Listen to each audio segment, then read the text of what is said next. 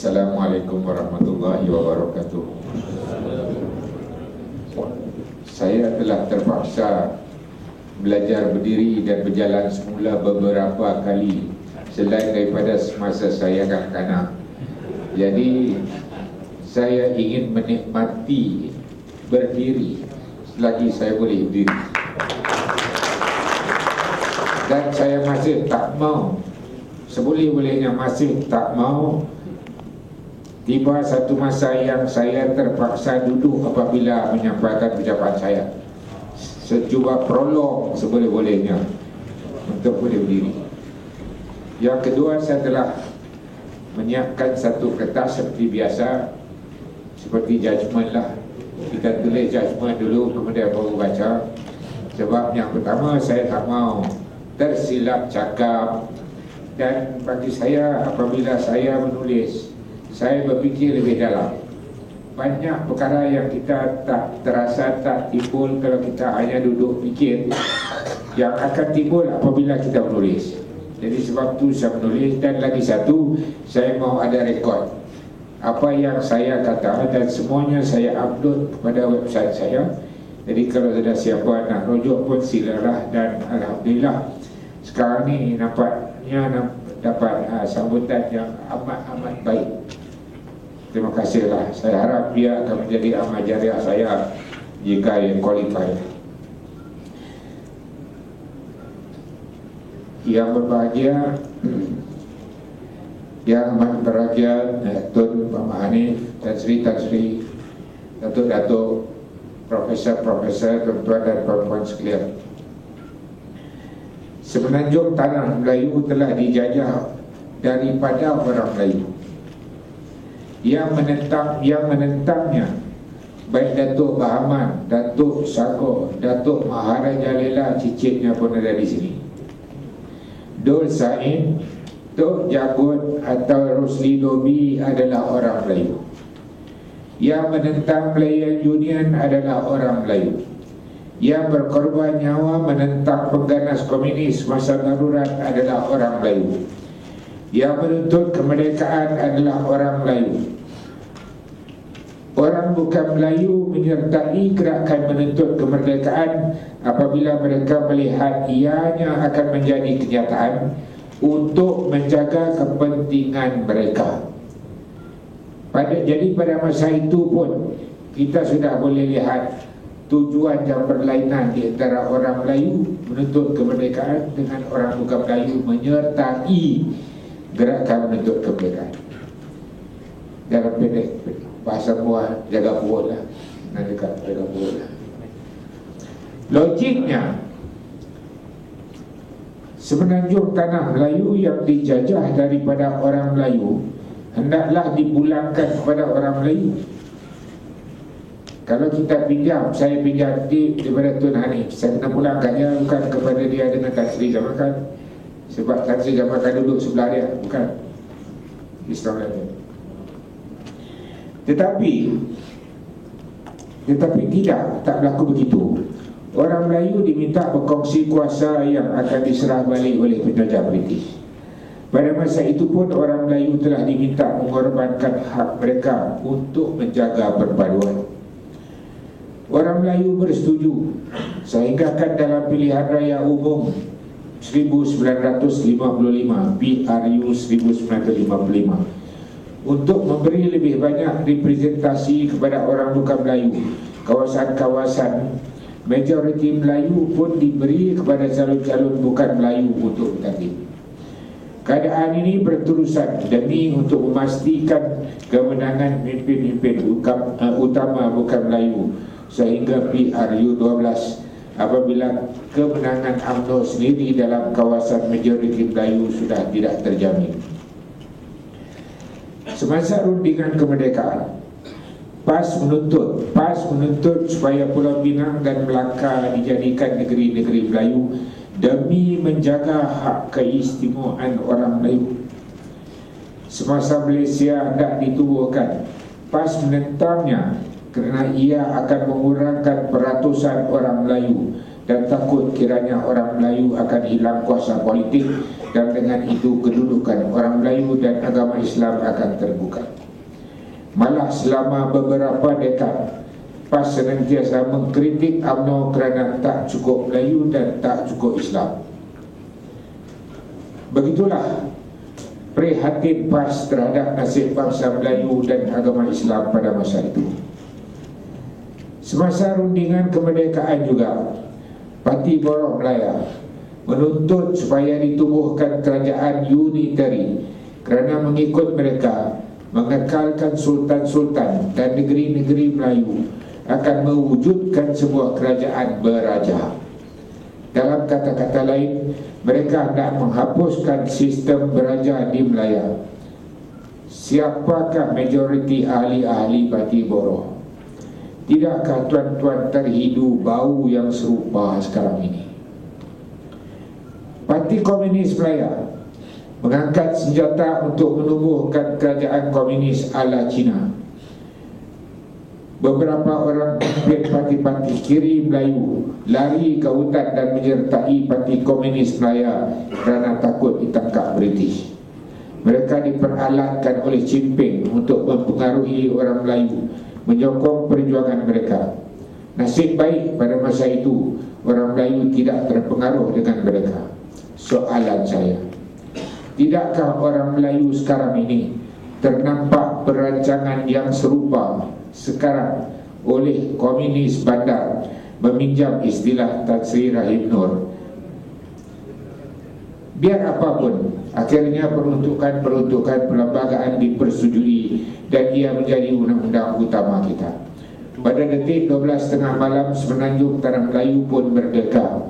Orang-orang yang sebaya dengan saya masih terdengar petikan merdeka itu dengan perasaan penuh semangat dan kegembiraan. Tetapi pada detik yang sama, satu perkara berlaku yang kita tidak sedar.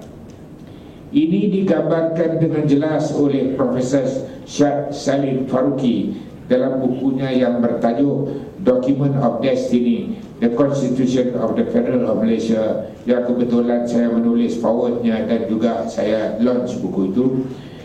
Katanya di muka surat 710, saya petik: as a result of the social contract between the various races, millions of migrants to British Malaya were bestowed with citizenship by the Merdeka Constitution. It is believed that the number of citizens in Malaya doubled at the stroke of midnight on August 31st, 1957 due to the constitutional grant. Ini terjemahan saya. Akibat kontrak sosial di antara berbagai kaum, berjuta-juta pendatang ke Malaya yang diperintah oleh British itu diberi kerakyatan oleh perlembagaan mereka. Adalah dipercayai bahawa jumlah warga negara Malaya bertambah sekali ganda pada detik tengah malam 31 hari bulan Ogos tahun 57 disebabkan oleh pemberian perlembagaan itu. Dalam tahun 1963, Sabah dan Sarawak menyertai Malaya. Kedudukan anak-anak negeri Sabah dan Sarawak hampir serupa dengan kedudukan orang Melayu di Semenanjung. Maka peruntukan yang serupa dibuat untuk mereka. Lihat artikel 1, perkara 153. Semenjak merdeka sehingga sekarang, kerajaan persekutuan dipimpin oleh sekumpulan parti berbagai-bagai bangsa dengan seorang Melayu sebagai Perdana Menterinya. Biar apapun kelemahan mereka, negara berada dalam keadaan aman, tenteram, membolehkannya maju dalam semua bidang dan dinikmati oleh semua orang dan semua kaum. Mana satu kaum yang boleh berkata bahawa mereka tidak menikmati kemakmuran Malaysia walau sedikit pun? Negara kita adalah di antara beberapa buah negara sahaja dalam dunia ini yang perlembagaan asalnya masih berkuat kuasa. Malah Malaysia disifatkan sebagai model negara membangun dan negara Islam. Jika kaum minoriti hendak komplain mengenai kebebasan mereka, tunjukkan kepada saya sebuah negara yang memberi lebih banyak hak kepada kaum minoriti. Apa jadi kepada orang Islam Rohingya di Myanmar? Di negeri-negeri jiran, nama mereka pun perlu diubah. Tunjukkan kepada saya sebuah negara yang bukan sahaja membenarkan sekolah-sekolah vernacular diadakan, malah membiayainya. Dari segi kebebasan beragama, pernahkah kerajaan menghalang mereka daripada mengamalkan agama mereka? Pernahkah terfikir oleh mereka bagaimana mudahnya mereka membina rumah-rumah ibadat mereka di Malaysia, termasuk di atas tanah kerajaan, tanpa sebarang tindakan, diberi bantuan keuangan dan tanah gantian apabila dikehendaki berpindah? Bandingkan dengan halangan dia dihadapi oleh orang Islam yang hendak membuat sebuah masjid di Eropah atau di Amerika Syarikat. Kecuali seketika dalam tahun 1969, keadaan bertahan selama lebih kurang 50 tahun. Ini disebabkan kerajaan persekutuan kukuh, mimpin-mimpin yang tegas dan ekonomi yang senantiasa berkembang. Kerajaan persekutuan kuat sebab ia menerima sokongan orang Melayu dan bukan Melayu yang mencukupi. Walaupun lebih banyak orang Cina senantiasa menyebelahi pembangkang. Mereka mahu lebih, itu saja yang sebenarnya. Dan mereka menuduh orang Melayu tamak kerana hendak mencapai 30% ekonomi negara. Bagaimana dengan mereka yang sudah mempunyai 80% tetapi mahu lebih? Mungkin itu dermawan ikut istilah mereka. Anehnya ada juga orang Melayu yang mempercayainya. Tetapi keadaan berubah di kebelakangan ini. Orang Melayu berpecah kerana leka dengan sedikit kemakmuran yang baru dirasa, ketaksuban kepada parti dan mimpin, dan kehadiran mimpin-mimpin dan penyokong yang oportunis yang tidak kira apa akan terjadi kepada bangsa, negara dan agama asalkan cita-cita mereka tercapai. Maka orang Melayu berpecah dengan seriusnya. Kumpulan pengundi majoriti telah menjadi minoriti. Kumpulan minoriti memperalatkan sebahagian pengundi Melayu untuk kepentingan mereka, dan orang Melayu tidak sedar. Melihat keadaan itu, kumpulan-kumpulan yang memang pandai mengira untung rugi terus mengatur perancangan mereka. Mereka membuat perancangan teratur untuk merampas kuasa melalui peti undi dengan bersatu padu sesama sendiri, sambil memperalatkan parti-parti Melayu dan orang-orang Melayu yang naif itu. Mereka hampir berjaya. Sambil itu kumpulan-kumpulan ekstremis mula membuat tuntutan-tuntutan yang bukan-bukan, menyerang hak-hak orang Melayu, menghina lagu kebangsaan, menghina bendera Malaysia, menghina institusi raja-raja, menghina pemimpin-pemimpin Melayu dan menghina agama Islam.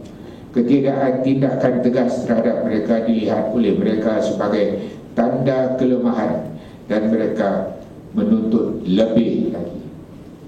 Pendekatan mereka adalah bersifat urutan dan bisnes. Jika mahu perpaduan, berikan kami hak yang sama dengan kebebasan sepenuhnya. Dalam kata-kata lain, mereka mahu faedah yang diberikan kepada orang Melayu dan anak negeri Sabah dan Sarawak dihapuskan.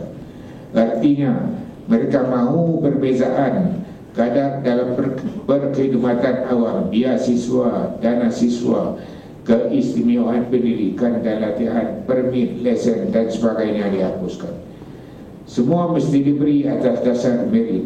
Mereka tahu mereka menguasai ekonomi dan berada di hadapan dalam bidang pelajaran. Mereka tinggal di bandar-bandar besar di mana terdapat semua kemudahan dan exposure. Apabila pemilihan cuma dibuat berdasarkan kelulusan akademik, mereka lah yang akan membolotnya. Tak cukup dengan itu, mereka mahu UiTM juga dibukakan kepada mereka. Rata-rata orang bukan Melayu di Malaysia tidak senang dengan kedudukan agama Islam sebagai agama persekutuan. Mereka mahu agama-agama mereka juga diberi kedudukan yang sama. Mengikut mantan Mufti Pulau Pinang, di Pulau Pinang telah berlaku satu peristiwa di mana di perasmian sebuah bangunan oleh timbalan Ketua Menteri, doa dibacakan oleh seorang padri Kristian, seorang Sami Hindu dan imam masjid negeri. Saya amat hairan mengapa imam masjid negeri pun turut menyertainya. Saya amat sedih melihat orang Melayu dan Islam begitu naif sehingga mereka begitu mudah diperalatkan sehingga sanggup bertakbir dan bergolek di atas jalan raya, sedangkan orang bukan Islam yang untung. Saya juga hairan mengapa ada orang-orang yang dikenali sebagai ulama tidak nampak muslihat gereja Roman Katolik yang hendak memakai kalimah Allah dalam Bible bahasa Melayu dan upacara gereja dalam bahasa Melayu. Selepas 500 tahun mereka kecewa mengkristiankan orang Melayu secara besar-besaran. Mereka ulama-ulama ini merujuk kepada penggunaan kalimah Allah di bumi Arab tanpa menganalisis perbezaannya. Kita perlu lihat isu itu dalam konteks Malaysia. Hingga kan apabila Sami Buddha mengadakan upacara sembahyang di surau, di sebuah hotel pun ada ilmuwan syariah. Ini saya bertekak dengan dia. Dia mengatakan Rasulullah pun pernah membenarkan orang Kristian bersembahyang dalam masjid. Jadi pada saya lah, tidakkah nampak perbezaannya?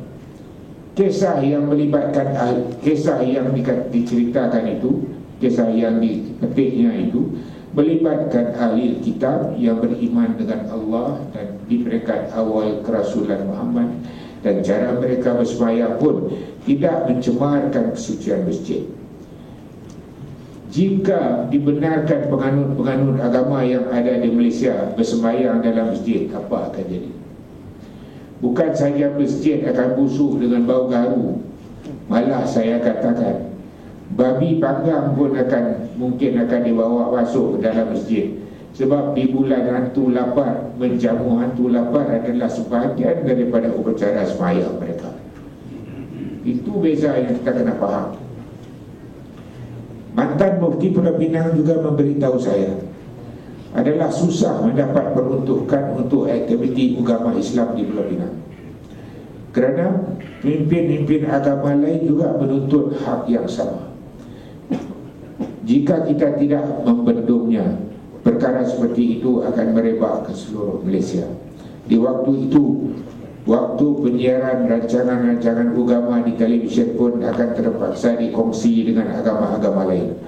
Jabatan-jabatan kerajaan dan kampus-kampus universiti kerajaan yang menyediakan surau akan terpaksa menyediakan gereja, tokoh-tokoh dan gurdwara. Hanya memberi dua misalan saja. Artinya, kedudukan Islam sebagai agama persekutuan sudah tidak bermakna lagi. Peruntukan agama Islam sebagai agama persekutuan mungkin akan dimansuhkan, atau semua agama akan dijadikan agama persekutuan.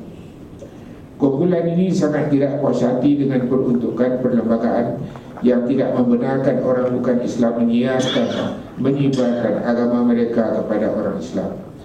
Selain dari itu, mereka pergi ke merata dunia untuk memburukan Islam, kerana Islam tidak membenarkan penganutnya murtad, kerana Islam membolehkan poligami, kerana Islam mengharapkan liwat, membuat tuduhan Islam mendiskriminasi orang perempuan kerana pembahagian pusaka yang tidak sama rata dan lain-lain. Soalan saya, mengapa mereka membantah hal-hal mengenai agama Islam, padahal kita tidak pernah membantah mereka membakar kereta kertas, hair money atau mencucuk pipi mereka dengan besi dan lain-lain? Kita tak bantah, apa buat? Mereka juga tidak puas hati dengan kedudukan bahasa Melayu sebagai bahasa kebangsaan. Mereka mahu bahasa mereka juga diberi kedudukan yang sama. Kemanakah perginya kontrak sosial? Ringkasnya, mereka mahukan atau mereka mahu menghapuskan apa yang ada pada orang Melayu, tetapi mereka tidak mahu melepaskan apa yang